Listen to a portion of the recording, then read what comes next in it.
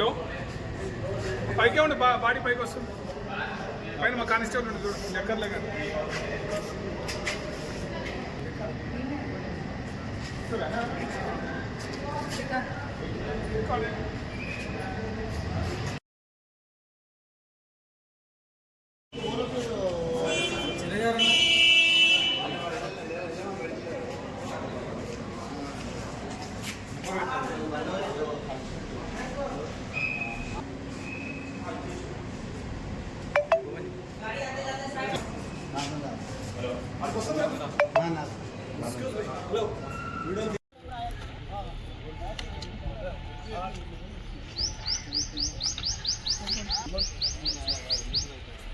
అందరం చదివి ముక్కటి వేరే కనిపించి అరవై ముక్కటి వేరే అందరూ ఆలోనైతే కాదు.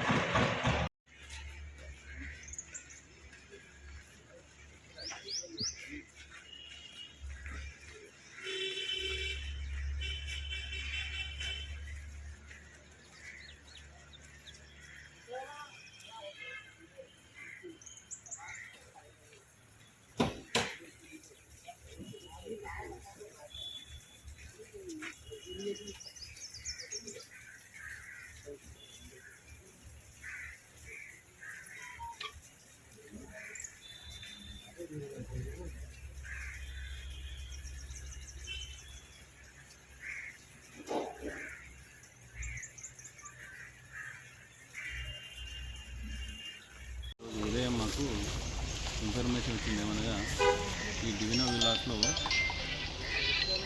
ఈ నవారి కార్తిక్ రెడ్డి 26 సంవత్సరాలు ఉంటాయి. తను వాళ్ళ మదర్ రాధికా రెడ్డి 50 సంవత్సరాలు ఉంటే ఆమెను పొడిచిండు. ఆమె సీరియస్ కండిషన్లో ఉంది. సిటిజన్ హాస్పిటల్లో ట్రీట్మెంట్ తీసుకుంటుందని చెప్పి ఇన్ఫర్మేషన్ వచ్చింది. మేము అక్కడ వెళ్ళి చూడగా ఆమెకు ఒక 6 క్యాబ్ ఇంజరీస్ అయినాయి. వాళ్ళ ఫాదర్ యొక్క కంప్లైంట్ పైన మనం ఒకటి ఆ కొడుకుపై అటెంప్ట్ మర్డర్ కేసు కట్టడం జరిగింది. ఈ ఎంక్వైరీలో భాగంగా మాకు ఏం తెలిసిందంటే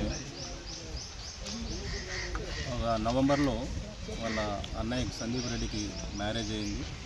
ఆ మ్యారేజ్ అయినప్పటి నుంచి ఎవరైతే ఈ కార్తిక్ రెడ్డి చిన్న కొడుకున్నాడో అటెంప్ట్ మర్డర్ చేసిన తను ఈ ఆస్తులు వాళ్ళకు ఉన్న ఆస్తుల్లో సగ భాగం పంచిచ్చి ఇస్తే నేను బిజినెస్ చేసుకుంటాను, ఆస్తులు పంచేయండి అని చెప్పి వాళ్ళ మదర్ ఫాదర్తో కొట్లాడుతున్నాడు. వాళ్ళు ఇప్పుడు ఇవ్వం, మేము నీ పెళ్ళైన తర్వాత మేము ఆస్తులు పంచిస్తామని చెప్పడం జరిగింది. అదే మనసులో పెట్టుకొని ఆయన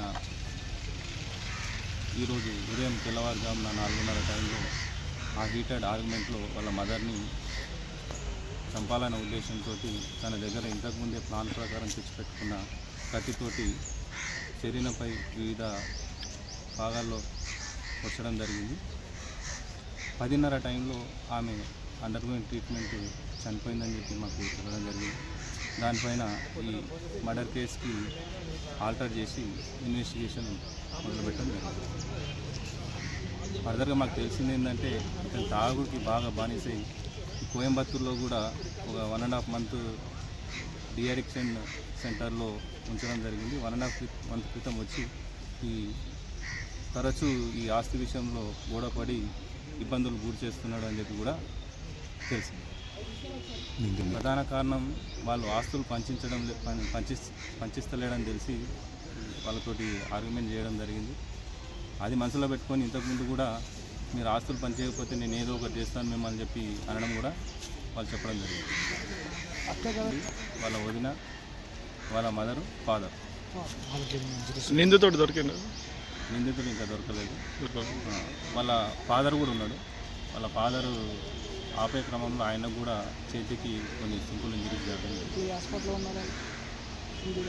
ఏం లేదు, వాళ్ళ ఫాదర్కి సింపుల్ ఇంజరీస్ అయ్యి అది ఆ చాకు గుంజుకునే ప్రయత్నంలో జరిగింది. ఇప్పుడు